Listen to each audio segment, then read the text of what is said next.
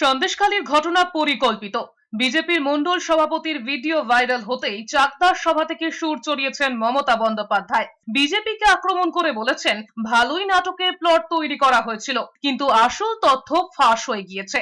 এর আগে সোশ্যাল মিডিয়াতেও সরব হয়েছেন মমতা বন্দ্যোপাধ্যায়। সন্দেশখালী স্টিং প্রমাণ করে বিজেপি ভিতর থেকে কতটা পচে গিয়েছে। সন্দেশখালীতে ধর্ষণের ঘটনা সাজানো বলে বিজেপির মণ্ডল সভাপতি দাবি করছেন। ভিডিও ভাইরাল হতেই আক্রমণে নেমেছে তৃণমূল। মমতা বন্দ্যোপাধ্যায় লিখেছেন, বাংলার উন্নয়নশীল চিন্তাধারা ও সংস্কৃতিকে বিজেপি ঘৃণা করে। রাজ্যকে বদনাম করতে বাংলা বিরোধীরা সব রকম চক্রান্ত করেছে। দিল্লির শাসকরা যেভাবে বাংলার মানুষকে অপমান করছেন তা ইতিহাসে কখনো হয়নি।